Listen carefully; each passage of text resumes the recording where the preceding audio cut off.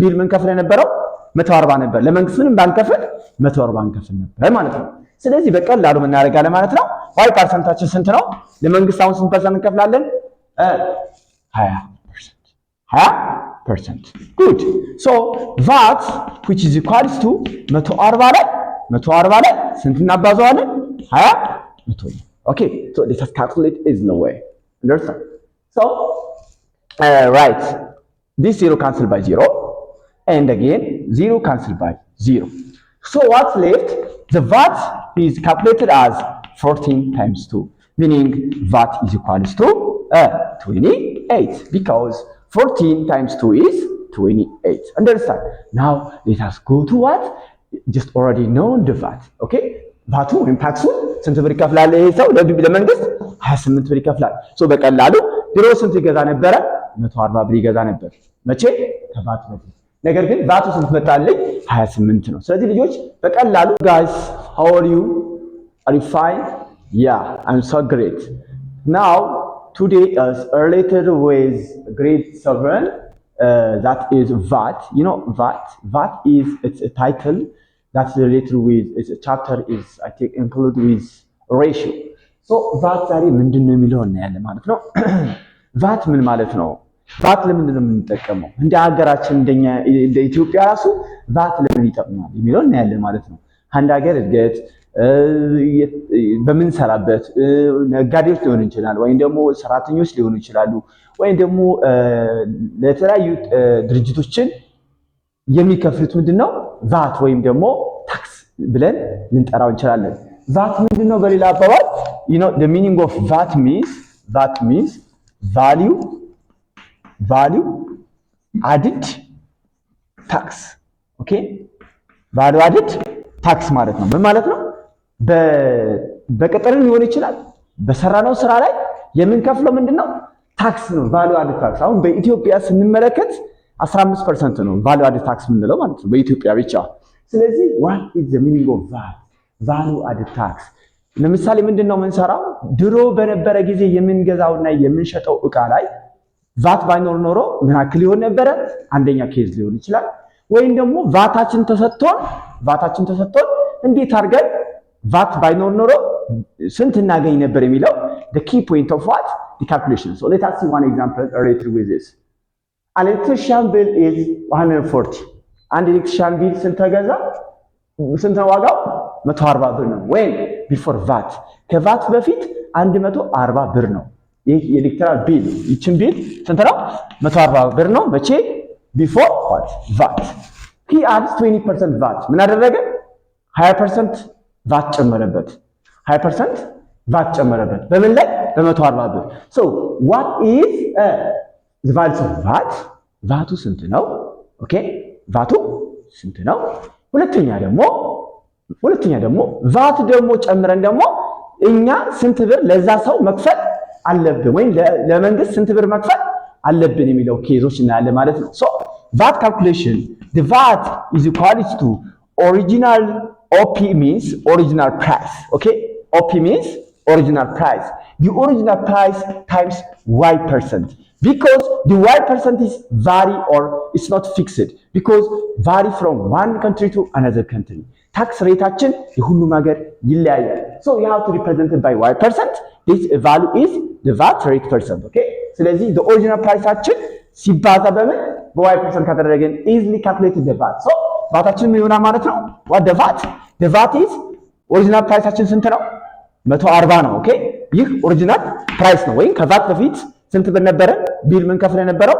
140 ነበር። ለመንግስት ምንም ባንከፍል 140 እንከፍል ነበር ማለት ነው። ስለዚህ በቀላሉ ምን እናደርጋለን ማለት ነው? ዋይ ፐርሰንታችን ስንት ነው? ለመንግስት አሁን ስንት ፐርሰንት እንከፍላለን? 20%. Good. So VAT which is equals to 140 ላይ ስንት እናባዛዋለን? 20 Okay, so let us calculate is no way. Understand? So right, this 0 cancel by 0 and again 0 cancel by 0. So what's left? The VAT is calculated as 14 times 2, meaning VAT is equals to 28 because 14 times 2 is 28. Understand? Now let us go to what?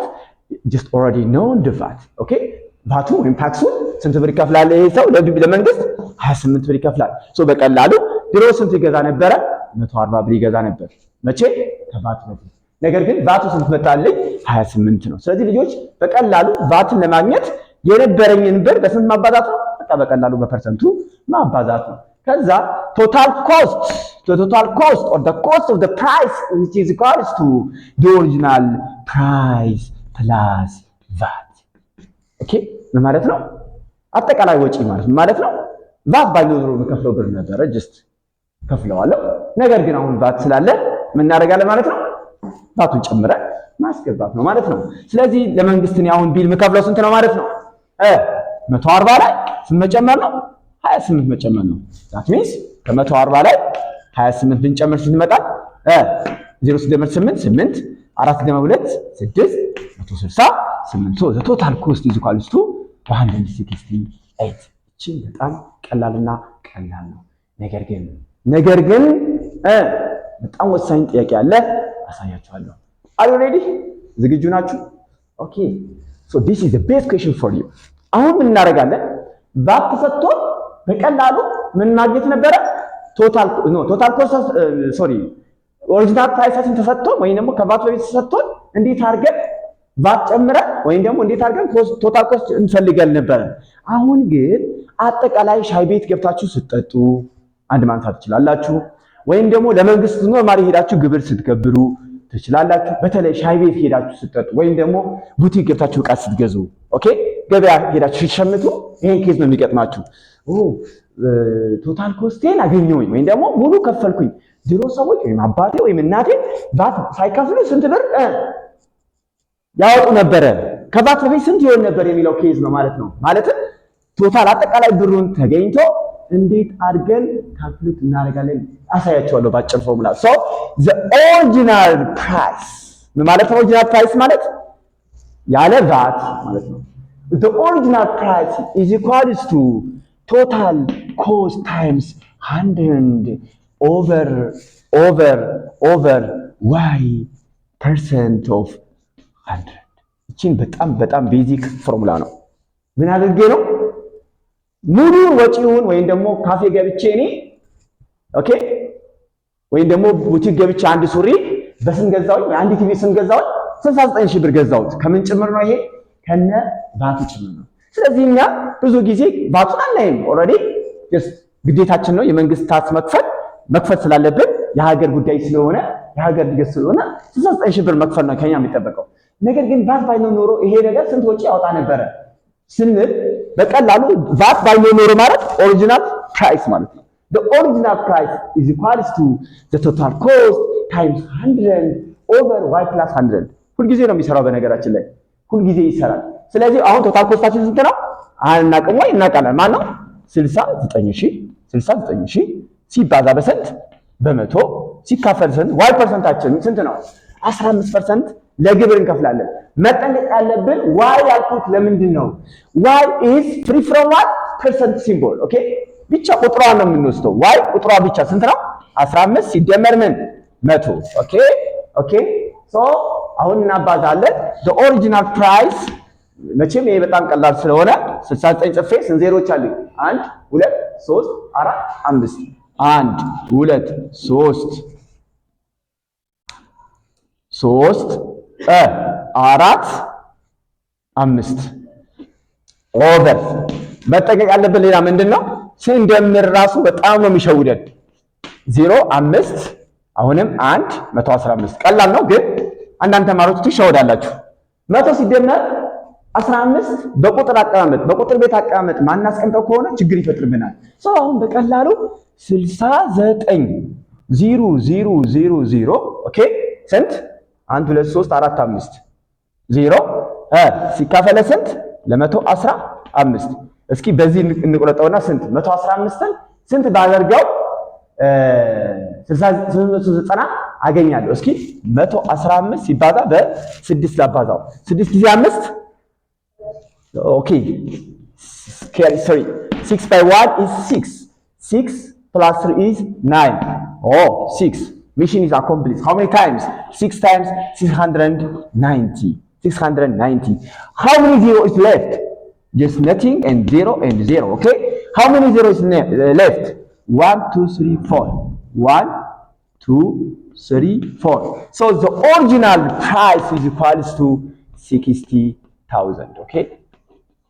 ስንመጣለን 1 2 3 4 ያ ስለዚህ 60,000 ኦሪጂናል ፕራይስ ነው ማለት ነው። ይሄን ነገር ቫት ባይኖር ኖሮ እኛ ስንት እንገዛው ነበረ? 60,000 እንገዛው ነበረ። ባይዞ ይሄ በጣም አሪፍ ፎርሙላ ነው። ካልሆነ ግን የምትሰሩት ካልሆነ is an optional total cost is equals to the VAT plus the original price, and again the total cost is the and again total cost is VAT also is not fixed because of what?